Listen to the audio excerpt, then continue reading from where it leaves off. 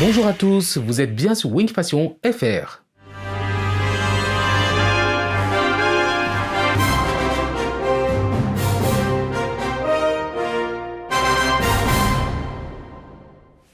Aujourd'hui dans Rétro Animé, je vais vous parler de boucle temporelle. La boucle temporelle est un dispositif d'intrigue dans la fiction par lequel le personnage revive une période de temps qui se répète, parfois plus d'une fois avec un certain espoir de sortir du cycle de répétition. Le terme boucle temporelle est parfois utilisé pour désigner le boucle causale. Cependant, les boucles causales sont immuables et autogénérées, alors que les boucles temporelles se réinitialisent constamment. Lorsqu'une certaine condition est remplie, comme la mort d'un personnage ou une horloge atteignant une certaine heure, la boucle recommence, éventuellement avec un ou plusieurs personnages conservant les souvenirs de la boucle précédente. On voit souvent la boucle temporelle dans les films et séries télé, comme par exemple Star Trek. Et cette animation qui parle de boucle temporelle, c'est La Traversée du Temps. C'est parti pour parler du film d'animation que j'adore beaucoup, La Traversée du Temps.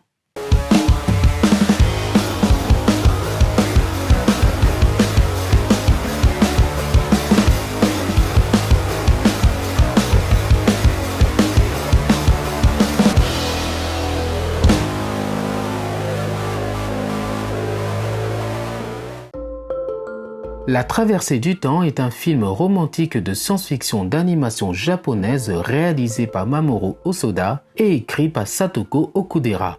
Distribué par Kadokawa Herald Pictures, le film est une suite libre du roman du même nom de Yasutaka Tsutsui de 1967 et partage le principe de base d'une adolescente qui acquiert le pouvoir du voyage dans le temps et revit à plusieurs reprises le même jour dans une boucle temporelle. Au lycée Kuranose de Tokyo, Makoto Kono, 17 ans, découvre un message écrit sur un tableau noir et finit par tomber par inadvertance sur un objet en forme de noix.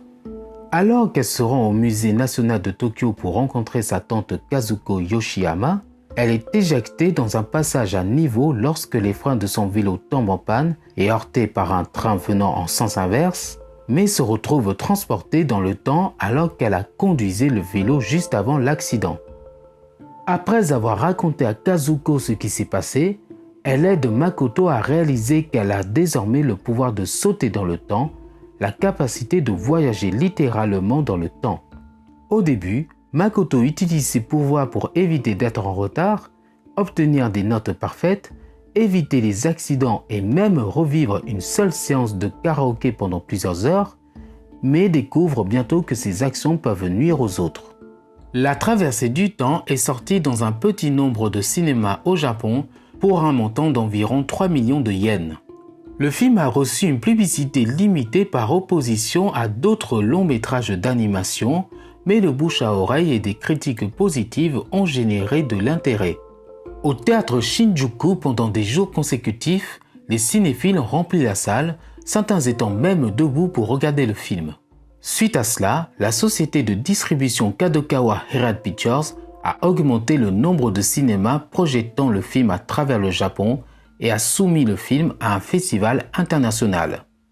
Le distributeur nord-américain Bandai Entertainment a présenté le film en Amérique du Nord le 19 novembre 2006 au Festival du cinéma d'animation de Waterloo et le 3 mars 2007 au Festival international du film pour enfants de New York.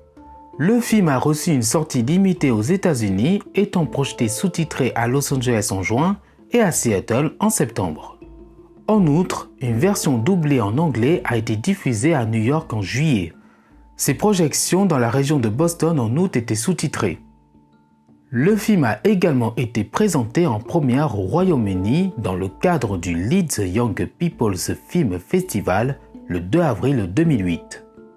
Le film a été rendu disponible sur câble VOD le 1er décembre 2010 à travers les États-Unis sur de nombreux grands systèmes de câbles tels que Comcast, Time Warner et Kosk entre autres, par le distributeur VOD Asian Media Right sous le label Asian Crush. Le film est revenu dans les cinémas japonais sur écran 4DX le 2 avril pour le 10e anniversaire du studio Shinzu, le studio Hosoda créé pour produire ses nouvelles œuvres, et le 15e anniversaire du film. Une affiche mise à jour du visuel classique a été publiée avec une nouvelle bande-annonce. La sortie 2021 a été projetée dans tout le pays avec United Cinema comme distributeur. Il a remporté le Grand Prix d'animation, décerné au film d'animation le plus divertissant de l'année lors de la prestigieuse 61e édition des Mainichi Film Awards. Il a reçu le Grand Prix dans la division animation au Japon Media Art Festival 2006. Il a remporté la distinction spéciale du long métrage au 31e Festival international du film d'animation d'Annecy en France le 16 juin 2007.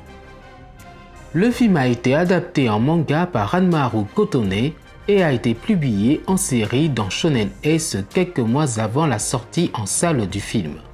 Il a reçu une version en anglaise en 2009 pour la région australienne avec une licence de Bandai Entertainment et une distribution par Madman Entertainment. Le manga suit en grande partie la même histoire que le film avec quelques légères différences. Voilà, c'est tout ce que j'ai à vous dire sur le film La Traversée du Temps. Mettez un pouce en haut si vous avez aimé cette vidéo ou bien la partagez. Merci d'avoir regardé Rétro Animé sur le film La Traversée du Temps et je vous dis